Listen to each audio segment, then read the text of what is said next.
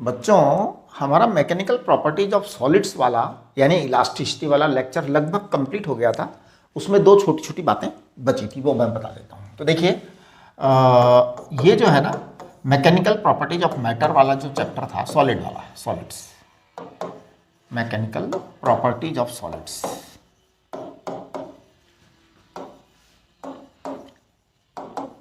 जैसा कि आप लोग जानते हैं, इसी का नाम इलास्टिसिटी था।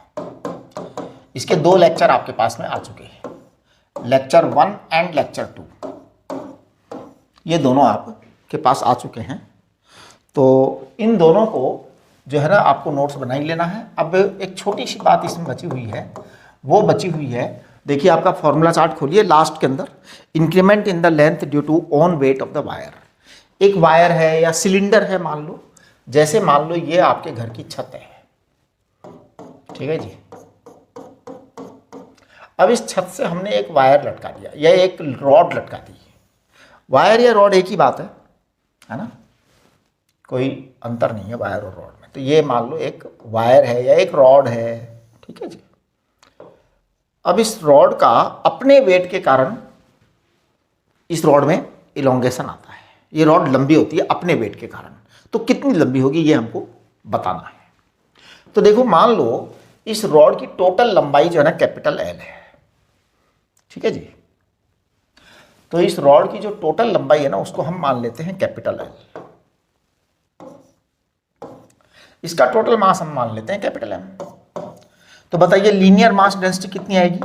लीनियर मास डेंसिटी यानी mass of unit length capital M by L आएगी, करेक्ट। मैं इसको कह देता हूं 0 और इसको कह देता हूं कैपिटल एल, ओके। अब मैं 0 से यहां पर एक पॉइंट ले लेता हूं इस जगह पे। इस पॉइंट की डिस्टेंस है x, इस पॉइंट की डिस्टेंस कितनी है? x है, okay.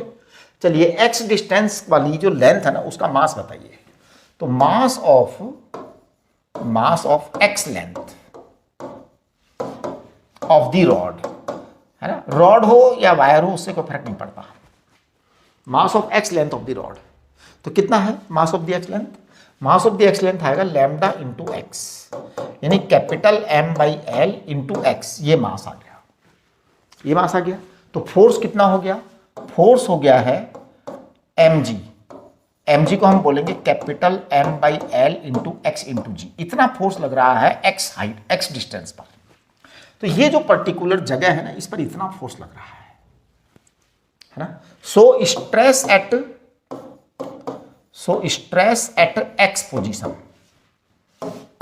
Stress eight x position, x position पर स्ट्रेस एट x पोजीशन, ये आएगा F अपॉन ए। स्ट्रेस होता है F अपॉन ए। हमारा ये है m g x upon L. बेटा देखो, ये तो आपका फोर्स है। फोर्स में आप एरिया से भाग लगा दो तो स्ट्रेस आ जाएगा। यहां पर आपका स्ट्रेस आ चुका है, ओके। अब इस स्ट्रेस के कारण इसमें थोड़ा सा इलोंगेशन आएगा। तो मैं यहां पर एक छोटा सा टुकड़ा ले रहा हूं dx, है ना, बहुत छोटा सा पीस dx लिया है, dx लिया है। Suppose a small piece dx, suppose a small piece dx gets elongated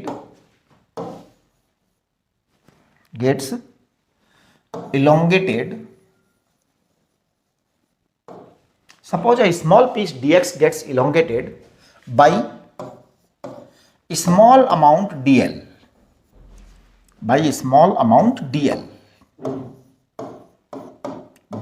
अब आप थोड़ा सा इस कंसेप्ट को पकड़ने की कोशिश करिए। मैंने यहां पर एक छोटा सा टुकड़ा dx लिया है, ओके। कितनी डिस्टेंस पर लिया है? x डिस्टेंस पर। वहां का स्ट्रेस मैंने पहले से निकाल लिया है। अब हमने मान लिया कि इस छोटा सा टुकड़ा जो dx लिया है इसमें छोटा सा इलोंगेशन हुआ है dl। तो dl is small elongation in dx, है ना। तो मींस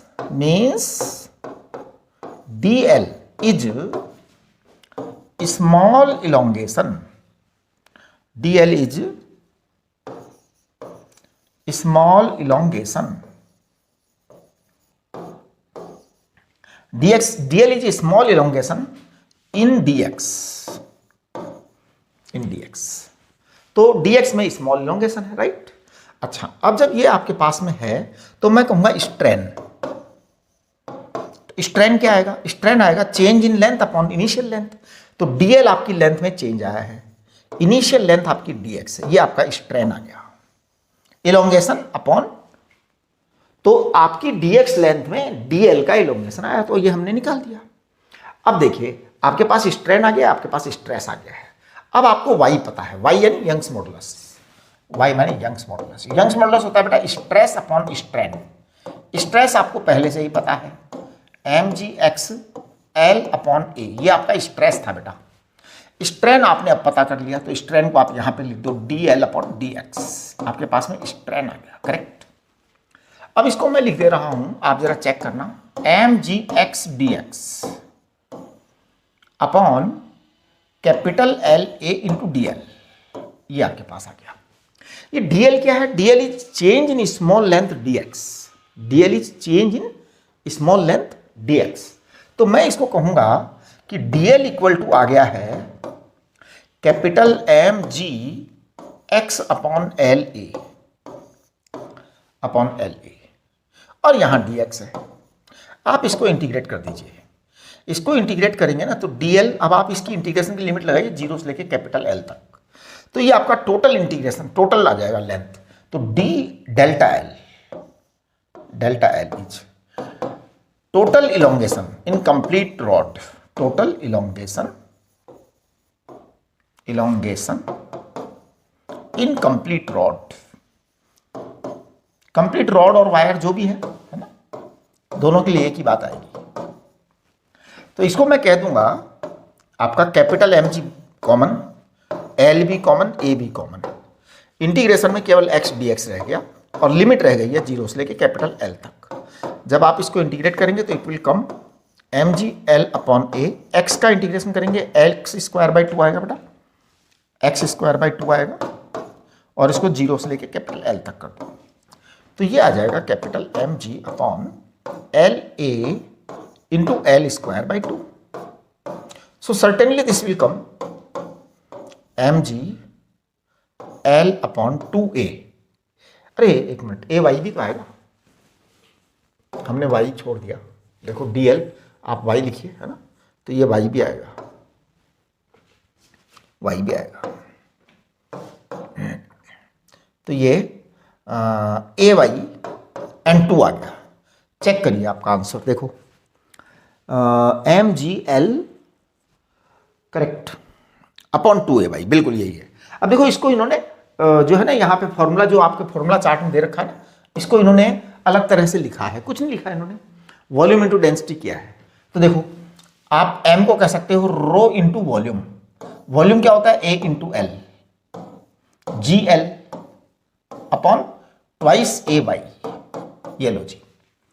तो आप कैलकुलेट कर सकते हैं इसको, ये आ जाएगा rho g into L square upon twice Y. देखो ऐसा है क्या, rho G into L square upon twice Y. ये आपके पास टोटल उसके अंदर इलोंगेशन आ गया। तो देखिए सबसे पहला काम हमने क्या किया कि इसका इलोंगेशन निकालने के लिए हमने बड़ा सिंपल सा कार्यक्रम किया है, राइट। सबसे पहले हमने x लेंथ तक का मास निकाला, तो हमने लीनियर मास डेंसिटी पता करी। कैपिटल M टोटल मास था, L लेंथ थी, तो लीनियर मास डेंसिटी हमारी m अपॉन L आ गई। इसके बाद में हमने x लेंथ का मास निकाल लिया, तो ये अपने पास आ गया। x लेंथ का मास निकालने के बाद फोर्स निकाल लिया, फोर्स बराबर mg होता है, करेक्ट, धरती माता के कारण। फिर फोर्स निकालने के बाद हमने स्ट्रेस निकाल लिया, स्ट्रेस एट पोजीशन x, ये आपके पास में आ गया। स्ट्रेस निकालने के बाद हमने क्या किया कि इस पोजीशन पर एक छोटा सा टुकड़ा लिया है dx। अगर इस dx के अंदर छोटा सा डिस्प्लेसमेंट, छोटा सा डिफरेंस dl आ जाए dx के अंदर, ध्यान दीजिए, पूरी रोड का नहीं निकाला, पूरी रोड का एक छोटा सा टुकड़ा। यही तरीका है एक्चुअल में जो हम लोग ये इंटीग्रेशन करते हैं। एक्चुअल में आप कहोगे सर पूरी रोड का एक साथ क्यों नहीं लिया? देखो मैं बताता हूँ, पूरी रोड का हाल बताता हूँ आपको। पूरी रोड का हाल ये है कि सबसे नीचे तो वेट बहुत कम है, फिर धीरे धीरे करके जैसे जैसे वेट बढ़ते चले जाते हैं, वैसे वैसे आपको पता होगा स्ट्रेस बढ़ता चला जाता है। यानी stress is not constant, stress is not constant, stress बढ़ता चला जाता है। जैसे एक आपने पुराने ज़माने में कहानी सुनी होगी चंदा मामा वाली। चंदा मामा नदी में गिर गए, बंदरों ने देखा, नदी के किनारे एक पेड़ था, पेड़ पर बहुत सारे बंदर रहते थे। बंदरों ने एक दिन देखा चंदा मामा नदी में गिर गए, राइट। अब बंदरों ने बड़ी चिंता हुई, हुई नदी के अंदर चंदा मामा गिरे हुए हैं। तो बंदरों ने प्लान किया, चलो चंदा मामा को निकालते हैं। तो जो सबसे शक्तिशाली बंदर था, सबसे मजबूत बंदर था, हट्टा कट्टा, वो जो है पेड़ की एक डाल पर लटक गया। फिर नंबर 2 को बोला कि भाई तू मेरी पूंछ से लटक जा। नंबर 3 को बोला मेरी पूंछ से लटक जा। तो एक के ऊपर एक बंदर जो है पूंछ से लटकते चले गए। सबसे ऊपर वाले की पूंछ पे क्या हाल होगा सोच सकते हो, समझ गए। तो अब बंदर लटकते चले गए, सबसे नीचे वाला चंदा मामा निकालेगा। चंदा मामा निकले या नहीं निकले वो एक अलग कहानी है। मैं आपको यहां वाली कहानी बता दूं कि सबसे ऊपर जो बंदर था ना, सबसे ज्यादा बुरा हाल उसी की पूंछ का होगा, समझ गए आप। इसका मतलब स्ट्रेस जो है ना धीरे धीरे धीरे करके बढ़ रहा है, इसलिए हम पूरी रॉड का एक साथ नहीं निकाल सकते। तो ऐसे केसेस में हम क्या करते हैं, एक छोटे से पीस के अंदर जो चेंजेज आते हैं वो निकालते हैं। छोटा सा पीस लिया, उसका चेंज निकाल दिया, फिर उसका चेंज निकाल के स्ट्रेन निकाल दिया। स्ट्रेन निकाल के हमारे पास यंग्स मॉडुलस की डेफिनेशन थी, यंग्स मॉडुलस बराबर स्ट्रेस अपॉन स्ट्रेन। हमने आप ईमानदारी से स्ट्रेस अपॉन स्ट्रेन लिखा है, राइट। और ये डीएल आ गया आपके पास। डीएल आने के बाद में टोटल इलोंगेशन को हमने काउंट किया। तो डीएल आने के बाद में फिर हमने इसको इंटीग्रेशन किया, तो आपके पास में ये आ गया एक्स डी एक्स। इंटीग्रेशन करके ये चीज आ गई आपके पास। अब ये आ गया rho G L square upon 2y, rho G L square upon 2y, ये आपके पास में आ गया। अब इसके बाद में अगला सवाल है total elastic energy stored in a hanging bar और सिलेंडर। तो मैं इलास्टिक एनर्जी निकाल देता हूं टोटल। देखो जी, मैं टोटल इलास्टिक एनर्जी निकाल रहा हूं, इसी के अंदर आ जाएगी, इसी के अंदर आ जाएगी। देखिए आपको हमने इलास्टिक एनर्जी के बारे में बताया था कि elastic energy in small volume. तो देखो मैं बताता हूं, इलास्टिक एनर्जी डेंसिटी है ना, इलास्टिक एनर्जी डेंसिटी हमने बताया था आपको, इलास्टिक एनर्जी डेंसिटी बताया था, है ना। इलास्टिक एनर्जी डेंसिटी आया था बेटा हाफ स्ट्रेस इंटू स्ट्रेन। ये इलास्टिक एनर्जी डेंसिटी आई थी, डेंसिटी आई थी। तो मैं कह दूंगा कि elastic energy density is equal to half stress into strain. देखिए स्ट्रेस आपको हमने बता रखा है एक्स पोजीशन पर स्ट्रेस, एक्स पोजीशन पर stress upon A, sorry X position पर स्ट्रेस एल ए, ये था ना एक्स पोजीशन पर स्ट्रेस। और स्ट्रेन आपका था D L upon D X, ये आपका स्ट्रेन था। तो इलास्टिक एनर्जी डेंसिटी है half stress into strain, correct. ये चीज आ गई। अब जब ये चीज आ गई है तो आप देखो क्या होने वाला है कि हमें ये इलास्टिक एनर्जी डेंसिटी है, जबकि हमको चाहिए इलास्टिक एनर्जी। तो मैं क्या करूंगा, यहां का स्मॉल वॉल्यूम ले लेता हूं dx का। So small volume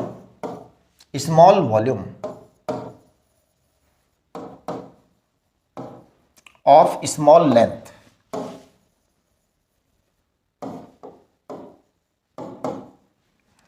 dx, small volume of small length dx कितना आएगा, ये वॉल्यूम आएगा a इंटू डी एक्स, है ना। Hence stored energy in this segment, है ना। तो हेंस स्टोर्ड एनर्जी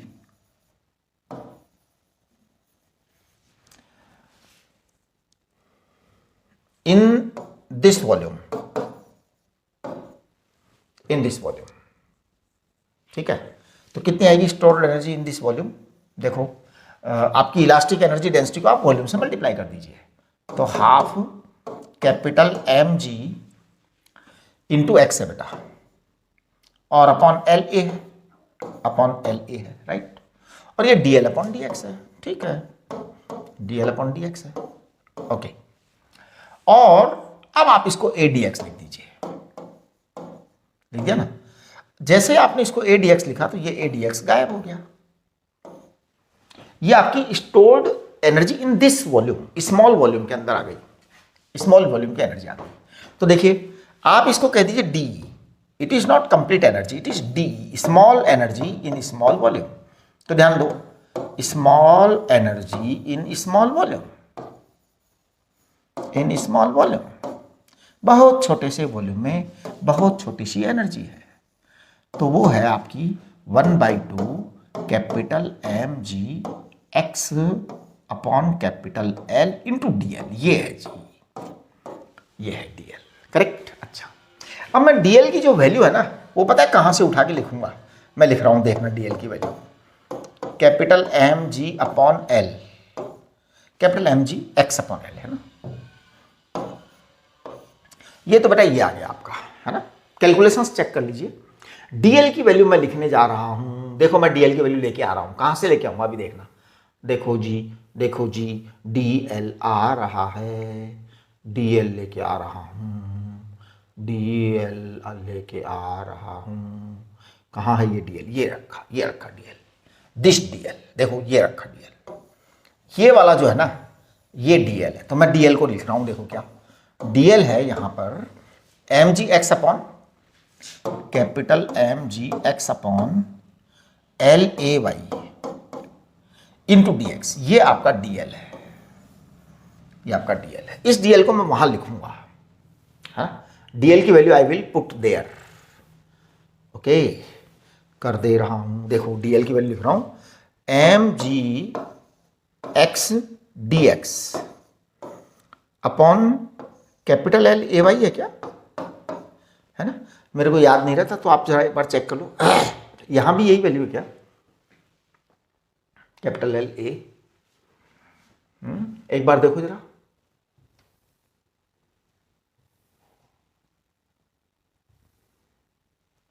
डीएल की वैल्यू चेक करो, डीएल की वैल्यू चेक करो, डीएल चाहिए जी हमको, डीएल, हाँ, M G X L A Y D X, right. तो M G L A Y, नीचे एल ए वाई है, ओके। तो M G X D X L A Y, ठीक है जी। तो अब आप चेक करिए, 1/2 तो है ही है आपका, कैपिटल एम स्क्वायर होगा ही होगा, जी स्क्वायर होगा ही होगा, नीचे एल स्क्वायर आएगा ही आएगा, ए वाई भी आ गया। अब आपके पास में ये आ गया है एक्स स्क्वायर डी एक्स, बस ये आपका डी ई आया है बेटा, स्मॉल एनर्जी आया है। ये आपको पूरी एनर्जी चाहिए, स्मॉल एनर्जी से काम चलने वाला नहीं है।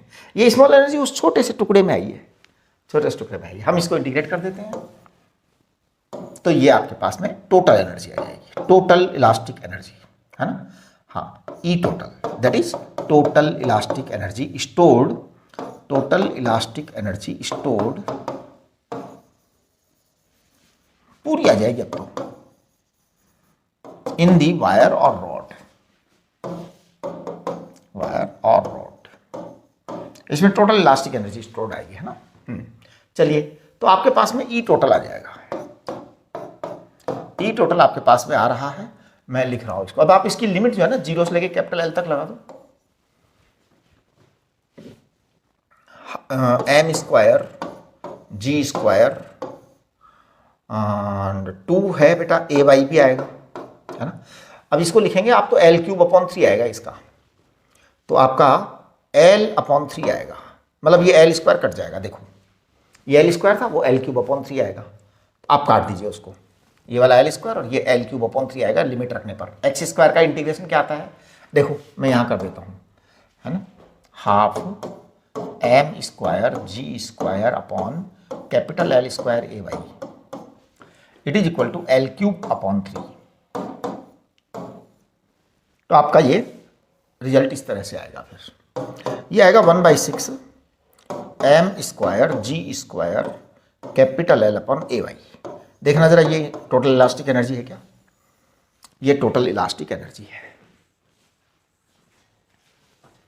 ये टोटल इलास्टिक एनर्जी है, राइट। इसके अलावा हम जो है कुछ सवाल करेंगे, तो मैंने आपको डीपीपी भेज रखी है, उसमें से कुछ सवाल करेंगे। अभी आपको डीपीपी स्टार्ट नहीं करनी है, हाँ जी, अभी आपको इस चैप्टर की डीपीपी स्टार्ट नहीं करनी है। इस चैप्टर की डीपीपी स्टार्ट करने के लिए मैं बोलूँगा, ठीक है। तो अभी नहीं डीपीपी स्टार्ट करनी है, पहले आपको ये सब कंप्लीट करना है। कुछ क्वेश्चंस मैं अपनी तरफ से कराऊंगा, वो आपको करते रहना है। राइट। तो आप लोग यहाँ तक तो कर लीजिए, उसके बाद में फिलहाल डीपीपी आपको कंप्लीट कर लेनी है किसकी, रोटेशनल डायनामिक्स की।